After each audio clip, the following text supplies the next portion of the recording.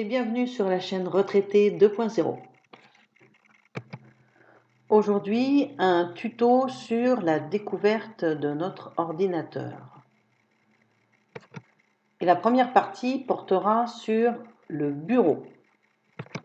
Alors le bureau, qu'est-ce que c'est? Eh bien, c'est votre espace de travail. C'est cet écran que vous voyez là devant vous. C'est ça, le bureau. Le bureau, c'est un écran sur lequel on peut mettre des choses. Il faut imaginer que c'est comme un bureau classique, on peut poser des dossiers dessus. Alors, sur un bureau d'ordinateur, on peut poser des dossiers, des raccourcis d'Internet, de pages Internet, des raccourcis pour y accéder plus rapidement, comme celle-là. On a une corbeille dans laquelle on met les fichiers qu'on aura supprimés. Et on peut également mettre des raccourcis de dossiers. Ici, ce n'est pas un raccourci, c'est un dossier. Ce n'est pas le raccourci. Alors, je vous invite, plutôt que de faire comme moi, si vous êtes débutant, de ne pas mettre directement un dossier sur votre bureau, mais plutôt mettre un raccourci. Pourquoi mettre un raccourci plutôt qu'un dossier? Eh bien, parce qu'un raccourci, ça se supprime facilement. Vous voyez, supprimer ici, avec un clic droit. Le raccourci va aller dans la corbeille, mais il n'affectera pas le dossier.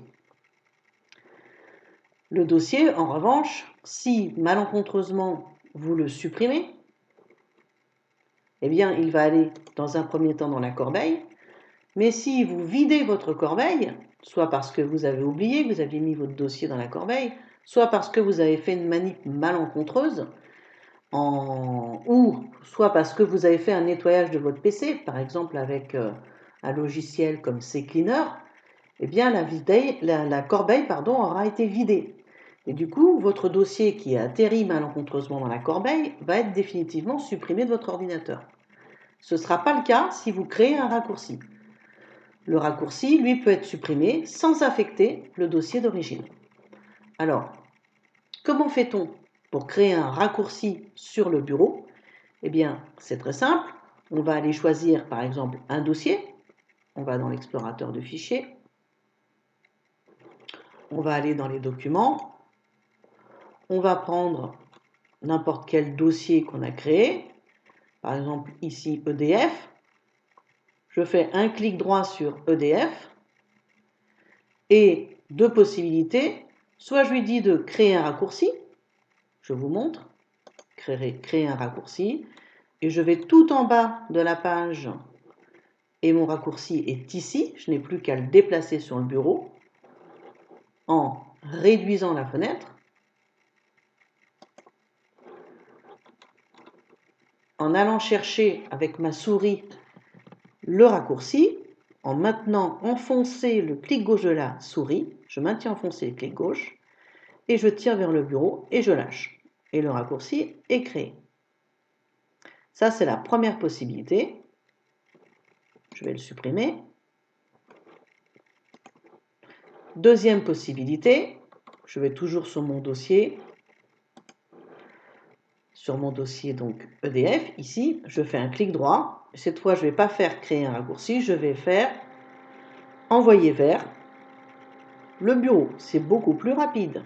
Envoyer vers bureau, je clique dessus. Et vous voyez que mon raccourci a été créé automatiquement. Donc je répète, je vais dans un dossier quelconque, celui qui me plaît, celui avec lequel je travaille fréquemment, et que je veux pouvoir ouvrir rapidement à partir de mon bureau. Je sélectionne, je fais un clic droit et je lui dis envoyer vers le bureau. Et en cliquant dessus, vous verrez que ça vous ouvre automatiquement ce dossier dans lequel vous avez vos fichiers. Je peux supprimer le raccourci. Ça n'aura aucune incidence sur mon dossier EDF qui reste bel et bien dans mon ordinateur, ici comme vous le voyez, avec toujours les mêmes fichiers à l'intérieur. Donc créer un raccourci sur le bureau est préférable plutôt que de créer un dossier sur le bureau, parce que si je crée le dossier, lui, par exemple, projet, ce dossier est enregistré sur le bureau. Si je le supprime, il va partir dans la corbeille directement et je risque, en vue dans la corbeille, de l'effacer. Voilà donc la première chose à retenir. Deuxième chose à retenir, créer des raccourcis Internet, c'est facile, on l'avait déjà vu dans un tuto, mais je vais recommencer pour vous, je vais vous montrer ça vite fait. Par exemple, nous allons sur une page de Google, nous allons taper par exemple EDF, hop,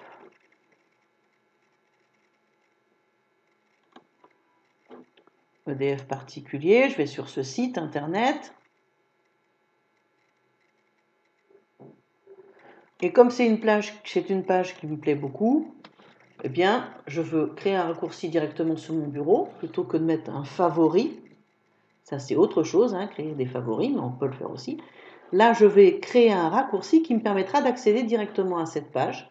Comment je fais? Je réduis la taille de ma fenêtre en cliquant une fois, sur ce double carré qui s'appelle niveau inférieur. Je clique dessus une fois.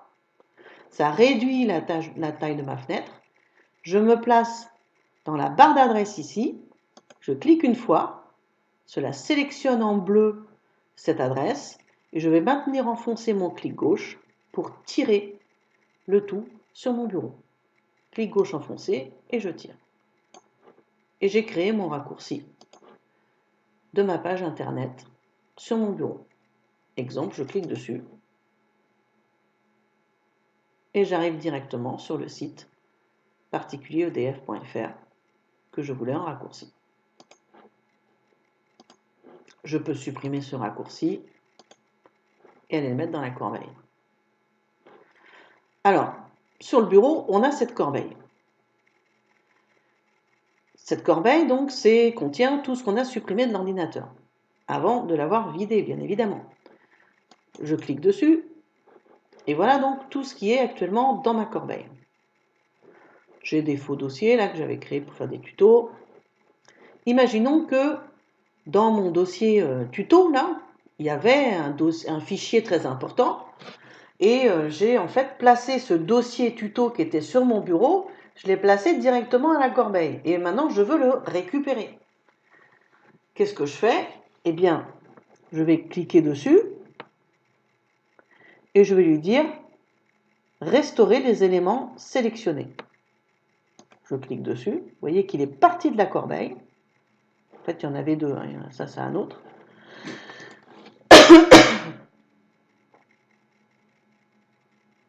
Ah oui, non, il n'était pas... Bon, erreur, excusez-moi. En fait, ce dossier tuto, il n'était pas sur le bureau au départ. Il était ailleurs, donc il est allé le créer, je sais où.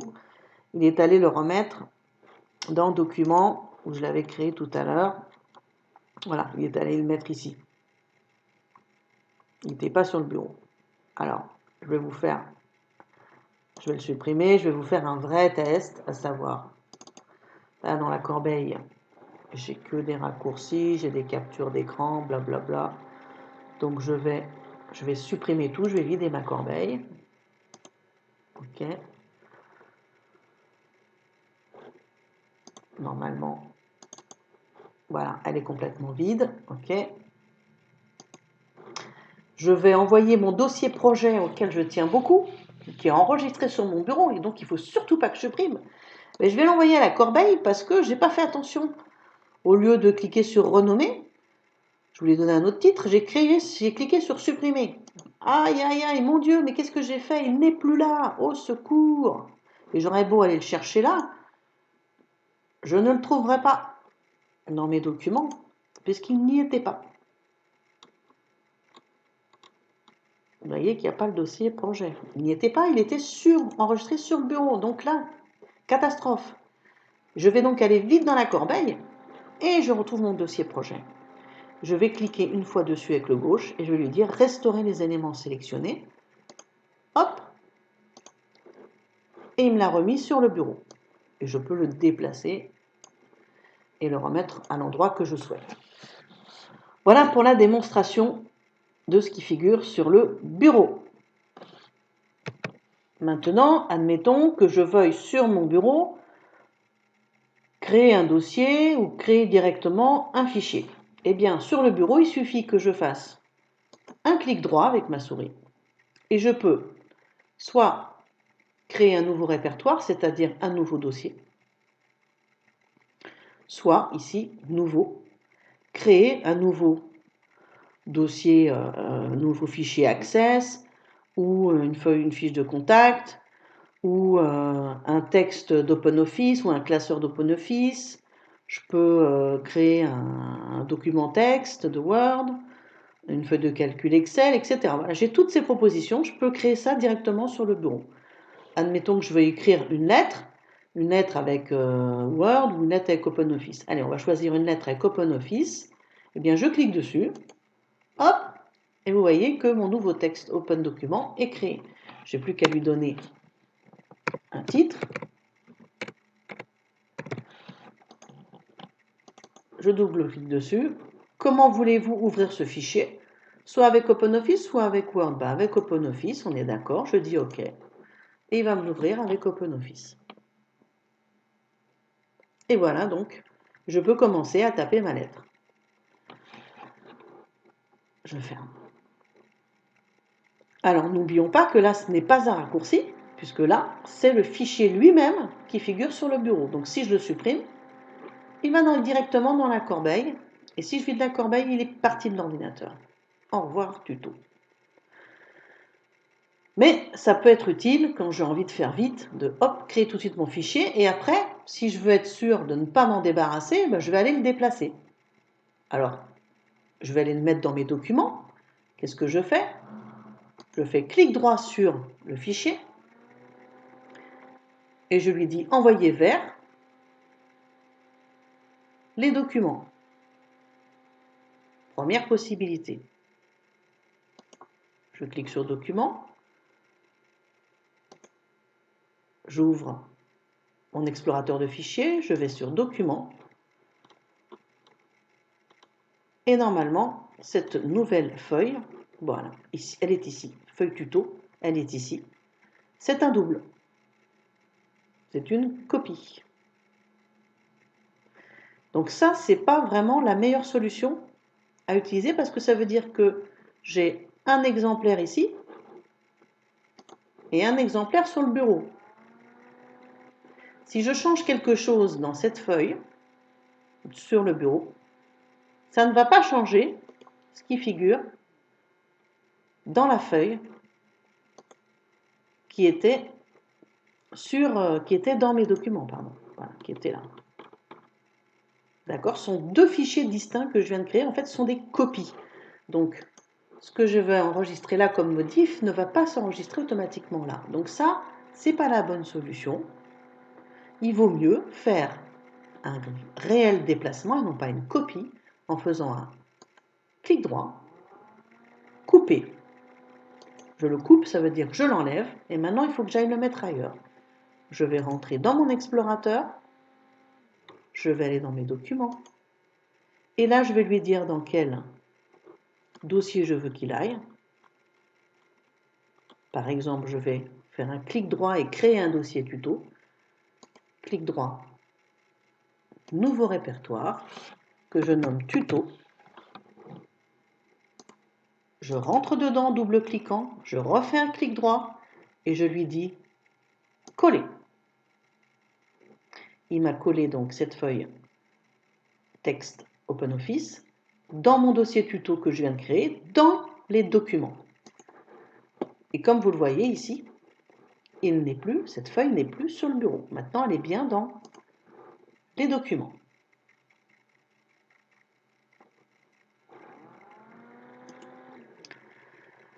Pour créer un dossier, rien de plus simple, je vous ai dit, clic droit, nouveau répertoire.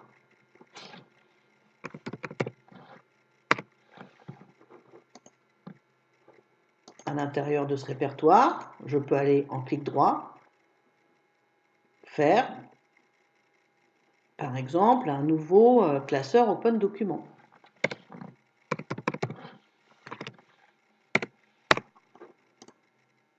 Je rentre dedans et je fais mes modifs. Ok, je m'en sers. Maintenant, je sais que ce qui figure là figure sur le bureau et pas dans mes documents. Je veux le déplacer. Je fais un clic droit, couper, dans l'explorateur, mes documents. Et comme vous voyez, donc j'ai tuto qui est là, mais là c'est un autre, c'est tuto 1. Je clique sur la partie blanche de la fenêtre une fois, puis un clic droit et coller. Vous voyez que tuto 1 s'est installé dans mes documents. Il n'est plus sur le bureau. Maintenant, je vais aller supprimer ces deux dossiers dont je n'ai vraiment pas besoin. Je fais un clic droit sur tuto ou bien je sélectionne tuto avec un clic gauche, puis je lui dis supprimer. Ça va plus vite si on n'est pas doué avec la souris. Tuto 1, je sélectionne avec un clic, supprimer. Tout ce que je fais avec un clic droit, je peux le faire avec cette barre.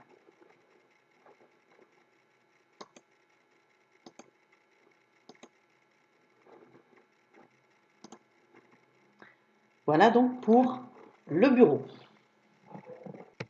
Deuxième partie du tuto, modifier l'apparence de mon bureau et de la barre des tâches. Je vais donc modifier l'apparence de ce bureau et modifier l'apparence de cette barre de tâches, ou modifier les fonctions de cette barre de tâches. Pour ce faire, je vais aller dans Windows, le bouton démarrer, c'est le bouton démarrer. Alors là, je suis en Windows 10, donc le menu démarrer est très spécial avec, vous voyez ici, des vignettes qui sont aménageables comme on le souhaite. Je mets celle que je veux et j'enlève celle que je veux. Je vous le montrerai par la suite. J'ai tous mes programmes qui figurent ici. Et là, j'ai un petit raccourci pour les paramètres. Si vous êtes sur Windows XP ou Windows Vista, vous avez une autre configuration du menu démarrer qui peut être comme ceci ou comme cela. Sous Windows 10, je suis donc dans cette configuration. Je vais cliquer sur Paramètres. Vous aussi, en XP ou Vista, vous avez accès aux paramètres dans votre menu démarrer. Et on va sélectionner Personnalisation. Dans ce menu Personnalisation, je peux personnaliser l'arrière-plan, les couleurs, l'écran de verrouillage, les thèmes, l'accueil, la barre des tâches. Personnaliser l'arrière-plan. Eh bien, il s'agit en fait de mettre un fond d'écran qui sera différent de celui que j'ai actuellement.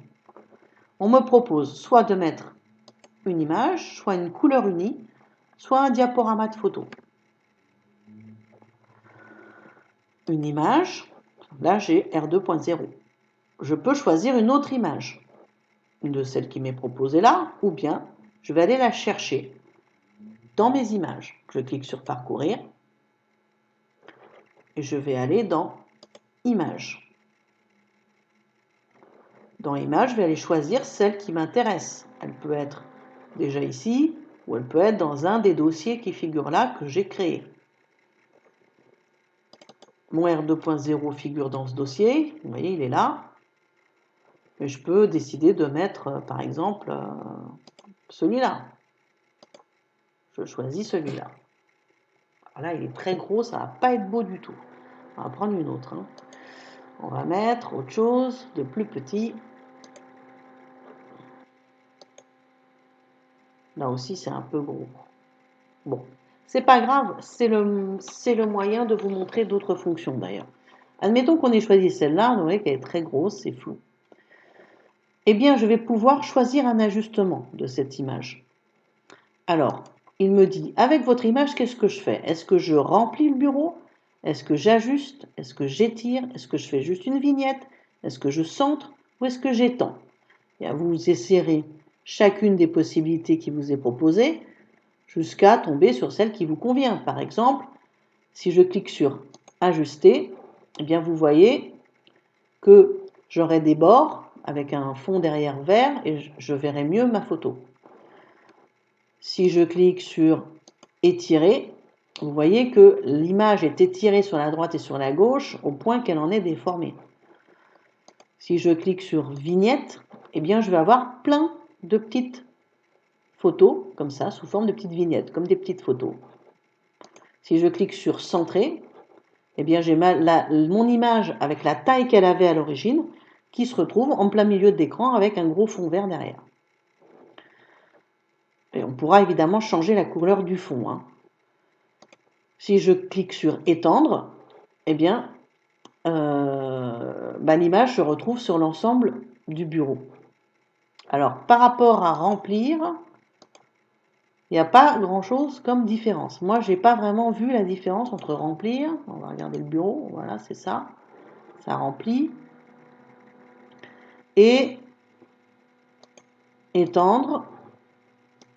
Bon, moi, j'ai pas vu de différence, hein. Vous me direz si vous en avez une, ça doit dépendre du type d'image, de la taille de l'image, de la pixelisation, etc.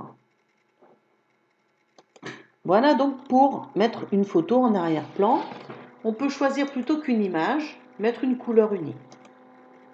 Couleur unie, par exemple, je vais choisir, allez, le jaune.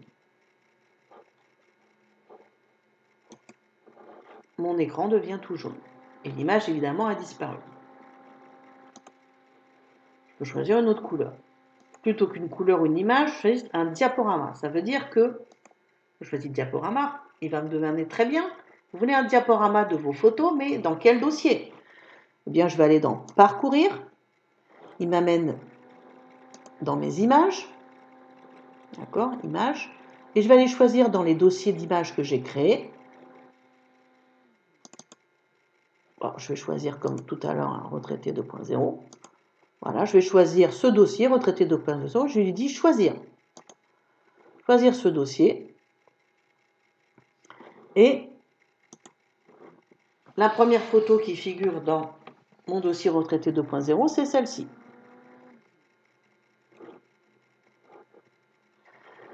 Quand j'entreprendrai une action ou quand je fermerai l'ordi et que je redémarrerai, il y aura une nouvelle photo.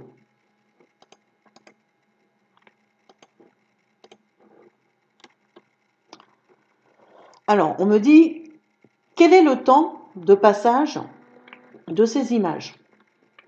Eh bien, le changement des images peut se faire toutes les heures, toutes les 10 minutes, toutes les minutes, toutes les 6 heures, tous les 1 jour. Bon, je vais dire toutes les minutes, comme ça on verra changer. Est-ce que c'est une lecture aléatoire? On peut lui dire donc de choisir aléatoirement les photos. On active. Autoriser le diaporama quand vous êtes sur batterie. On peut l'autoriser ou pas. Si je le désactive, eh bien ça mangera moins de batterie. Évidemment, la batterie de mon ordinateur portable se conservera plus longtemps. Et après, toujours la même chose, je choisis l'ajustement, étendre, remplir, voilà, centrer, etc. Et comme vous voyez là, pof, ça doit faire 1 minute, elle a changé la photo. Dans 1 minute, j'en aurai une autre. Bon, moi ça ne me plaît pas, donc je ne vais pas choisir diaporama. Moi je vais mettre mon image et je ne vais pas mettre mes petits cochons USB, je vais remettre mon R2.0 que j'aime beaucoup en fond, en ajustement, remplir. Voilà donc pour la modification de l'arrière-plan. Comme je vous dis tout à l'heure, on peut aussi modifier les couleurs.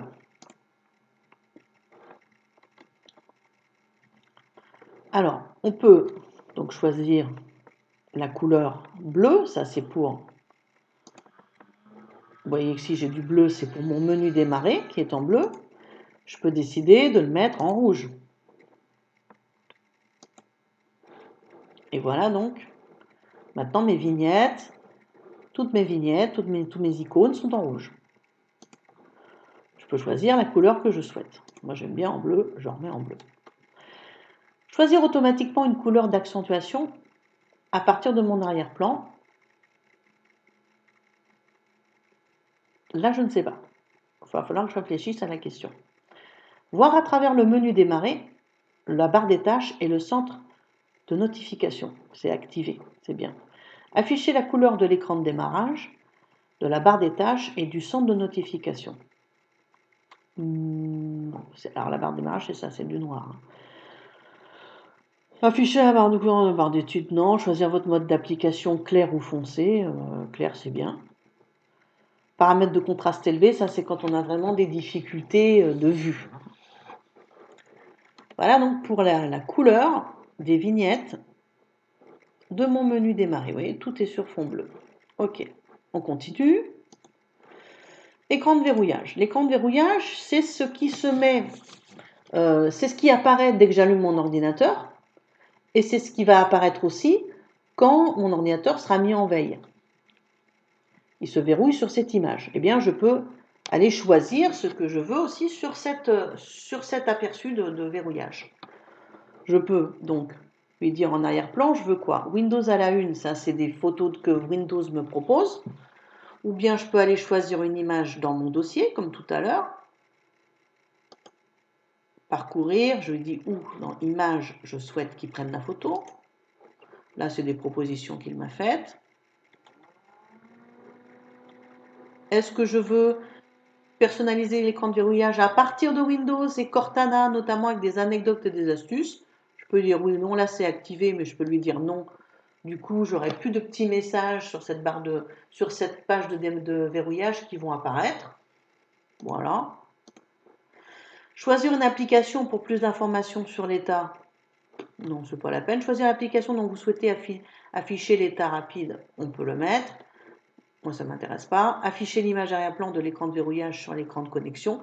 Alors ça, c'est quand on est arrivé sur l'écran de verrouillage, dès qu'on a allumé l'ordinateur, on a cette image. Il faut qu'on reclique dessus pour afficher la petite fenêtre de connexion dans laquelle je vais rentrer mon mot de passe si j'ai un mot de passe.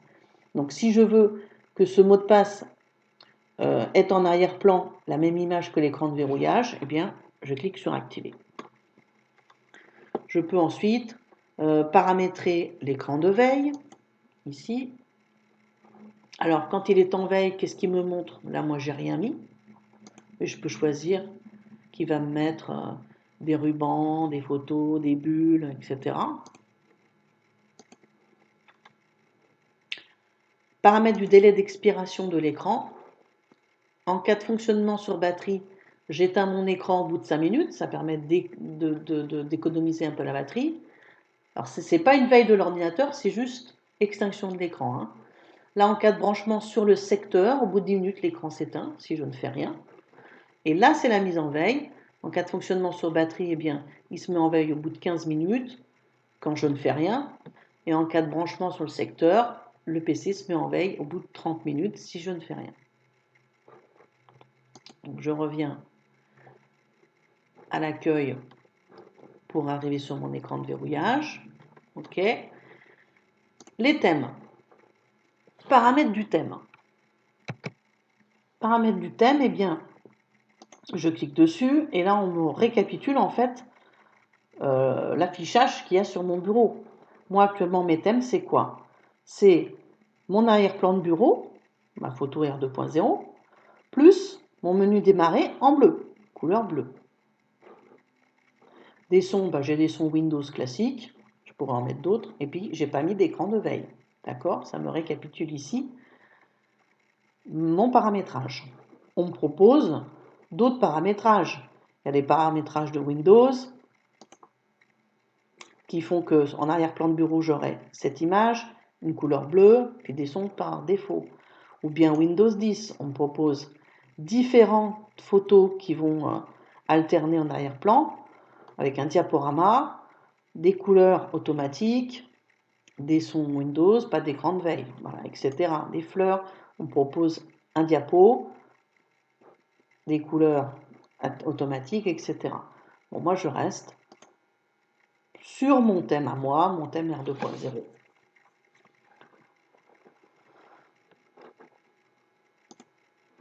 Je reviens donc dans Thème. Je peux paramétrer au niveau de l'audio, paramétrer les icônes. Je clique dessus. Alors, qu'est-ce que je veux comme icône sur le bureau? Est-ce que je veux la corbeille? Oui, moi, elle est affichée. Est-ce que je veux le panneau de configuration? Je peux le rajouter. Est-ce que je veux que la fonction ordinateur apparaisse? Je vous montrerai ce que c'est. Est-ce que je veux le réseau? Est-ce que je veux les fichiers d'utilisateurs? Je peux donc décider de mettre, en plus sur le bureau, en plus de la corbeille, un raccourci pour l'ordinateur, ici le PC, là, les fichiers de l'utilisateur, le réseau, panneau de configuration en plus. Je peux aussi changer les icônes. OK. Paramètres du pointeur de souris, ça peut être important pour vous. Alors, paramètres du pointeur, le pointeur. Le pointeur, il est comment? Moi, j'ai choisi cette fonction-là. Une grosse flèche noire pour que vous puissiez mieux voir. On peut rajouter à cette grosse flèche noire un point d'interrogation. On peut rajouter un petit sablier, un sablier, une croix. Voilà, on peut. Tout ça, c'est ce qui va s'afficher en fonction de l'endroit où je clique.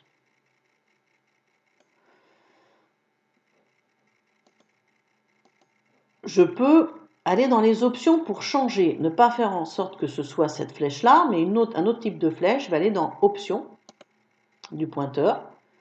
Dans Options du pointeur, je vais avoir, le pointeur va défiler lentement, il va aller lentement, comme ça, regardez. Vous voyez que là, il est très très lent. Ou bien je peux lui dire d'être très rapide. Regardez là, ouf, alors là c'est turbo. Voilà. Pour moi, ça c'est bien comme vitesse. Afficher la trace de souris, c'est pas recommandé parce que ça fait comme une espèce de fantôme, là, c'est pas très agréable, regardez. Alors attendez, je sais pas si vous le voyez là. Non, parce que j'ai pas fait appliquer, il faut faire appliquer. Pour que ça change. Appliquer. Je sais pas si vous le voyez parce qu'on est sur un fond blanc là. Alors attendez, hop. Non, on voit pas trop en fait. Hein. Masquer le pointeur pendant la frappe, on va montrer l'emplacement, bon ça on s'en fiche, hein. C'est pas très. Non, voilà, je l'ai enlevé, je vais refaire appliquer, ok. Roulette, tourner la roulette de la souris d'un cran pour faire défiler, par bloc de plusieurs lignes, donc je peux, quand je clique d'un cran, ça fait passer 3 lignes, ou écran par écran, défilement horizontal, blabla, bon tout ça, ça se règle, le matériel, ça c'est ma souris. Les boutons, c'est les boutons de ma souris, à gauche, ce que ça fait à gauche. Alors je peux inverser ben, si je suis gauchère notamment. La vitesse du double clic, lent ou rapide, le verrouillage du clic, etc. Ok. Bien. Alors ensuite il nous reste le thème accueil, aperçu. Alors, afficher plus de vignettes. Donc là c'est dans la partie, vous voyez, du menu démarrer. C'est ici, hein, c'est ça. C'est cette partie-là. Ok. Afficher plus de vignettes, je peux en mettre plus. Afficher occasionnellement les suggestions dans l'écran d'accueil. Afficher les applications les plus utilisées. Afficher les applications récemment ajoutées. Donc tout ça, vous voyez, regardez, ça va ici en fait. Hein. C'est ça. Récemment ajoutées. Les plus populaires. D'accord? Tout ça, c'est ce que j'ai récemment ajouté. Et les plus populaires, c'est ceux que j'utilise le plus. C'est ce qu'on me proposait ici. Les plus utilisés. Récemment ajoutés. Utilisez le menu démarrer en plein écran. Alors là, vous allez voir, ça veut dire que mon menu ne va pas faire juste cette taille, il va prendre tout l'écran. Regardez, hop, activer. Et vous voyez qu'il est sur l'ensemble de l'écran. Ça plaît ou ça ne plaît pas. Hein. Bon là, on peut développer ici avec démarrer, toutes les applications, hop. Ça n'a plus rien à voir. C'est une autre option, ça ressemble plus un peu à Windows 7 là, dans ce cas-là. Windows 8. Moi, je le désactive, ça ne me plaît pas. Afficher les éléments récemment ouverts dans les listes de raccourcis de l'écran d'accueil. Oui, bah ça je l'ai mis déjà récemment ouvert. Choisir les dossiers affichés dans l'écran d'accueil, je clique dessus. Alors, dans l'écran d'accueil, c'est-à-dire ici, là, le côté gauche de l'écran d'accueil, ici, qu'est-ce que je veux mettre? Moi, j'ai quoi? J'ai paramètres, j'ai moi comme utilisateur, et j'ai le bouton marche arrêt. Et puis j'ai cette petite, ces trois lignes qui permettent de développer, hein, de faire plus gros. Alors, qu'est-ce que je peux mettre? Je peux rajouter dessus l'explorateur de fichiers. C'est l'équivalent de ce petit dossier-là qui me permet d'aller explorer ce que j'ai comme fichier sur mon ordinateur. Je peux rajouter mes documents. Je peux rajouter le dossier téléchargement dans lequel tous les fichiers que je télécharge sur Internet se mettent. Le dossier musique, le dossier image, le dossier vidéo. Je peux rajouter tout ça. Par exemple, je vais cliquer sur Documents et j'aurai donc maintenant ici, dans mon menu démarrer, un nouvel icône qui correspond à Document. Je clique dessus et j'arrive directement dans mes documents.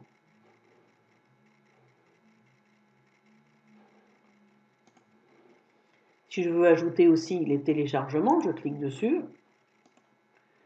et j'aurai cette icône qui correspond au dossier de téléchargement. Voilà donc téléchargement, tout ce que j'ai téléchargé sur Internet. Etc., etc. Musique, image, voilà, si je prends image, hop, j'ai ce nouvel icône image, hop, j'arrive directement dans mes images. Donc moi, je n'ai pas besoin de tout ça, je ne le mets pas. Peut-être qu'un jour, je mettrai autre chose, je ne sais pas. Pour l'instant, je n'ai pas trouvé utile de les mettre. Bon, paramètre, ouais, je le garde en raccourci, enfin, sur le menu démarrer. Voilà. Et enfin, donc, quand on en est là, oui, c'est ça, la barre des tâches, pour terminer un peu les paramétrages. La barre des tâches. Donc, la barre des tâches, c'est ce qui se trouve en bas, là, hein, la grande barre noire tout en bas, qui est aménageable. Donc, je peux lui dire de verrouiller la barre. Je verrouille la barre, ça veut dire que je ne pourrai plus rien mettre dessus, ni rien, ça changera tout. Je peux lui dire de la masquer automatiquement. Si je la masque, ça veut dire que, je vais le faire, hop, elle va aller se cacher. Pour la faire réapparaître, il faut qu'avec ma souris, j'aille vers le bas. Il faut que j'enlève ça sur le bureau, vous voyez, hop, elle réapparaît, je remonte, elle s'en va. Ça, c'est comme vous le souhaitez. Vous le mettez ou vous ne le mettez pas. Ça, c'est en mode tablette, on laisse tomber parce que je pense que je ne vais pas vous montrer le mode tablette. Bon. Moi, je ne vois pas l'intérêt de se mettre en mode tablette sur un écran d'ordinateur, mais bon, c'est vraiment une opinion personnelle. Utilisez des petits boutons dans la barre des tâches. Activer. Alors, vous voyez là, tout est petit, ridicule. Moi, du coup, je peux en mettre beaucoup. Hein. Mais c'est petit. J'enlève. Utilisez Aéropic pour afficher un aperçu de bureau lorsque vous placez le pointeur de la souris sur le bouton Afficher le bureau à l'extrémité de la barre des tâches. On s'en fiche. Remplacer un vide de commande par Windows PowerShell, on s'en fiche. Afficher les badges sur les boutons de la barre des tâches, oui, c'est ça. Alors, ensuite, ça c'est important, position de la barre des tâches. Où est-ce que je la veux? Je la veux en bas, ou bien à gauche, ou bien en haut, ou à droite. C'est comme je veux. Combiner les boutons de la barre des tâches. Toujours masquer les étiquettes lorsque la barre des tâches est pleine ou jamais. Ça, je n'ai jamais fait d'ailleurs. Ah ouais, parce que lorsque la barre des tâches est pleine, effectivement, toc, quand il y a beaucoup de choses, ça veut dire que je ne vois pas, vous voyez, ce qui est écrit en fait. À côté de l'icône, je ne vois pas ce qui est écrit. Si je mets jamais, combiner, jamais, non, on ne voit pas en fait. Je ne vois pas très bien le truc. Alors là, Ouais, bon là j'ai ouvert mon truc, j'ai ouvert mon logiciel, mais ça sert à rien. J'aurais pas dû le faire. C'est pas grave. Je vais revenir là, c'est pas grave s'il se charge. Bon, là je vois pas trop le truc, vous me direz hein, si vous voyez quelque chose d'important. Moi je mets toujours masquer les étiquettes. Zone de notification, sélectionnez les icônes affichées dans la barre des tâches. Activer ou désactiver les icônes système. C'est ça la zone de notification. Vous voyez, c'est là. Enfin, dans Windows 10, XP, Vista, il n'y a pas ça, hein, il me semble. Hein, je crois qu'il n'y a pas cette zone-là. Vous voyez, c'est ça la zone de notification. On me dit dans cette zone, quand j'ai reçu, alors c'est là qu'on peut se mettre en mode tablette, vous voyez, bon.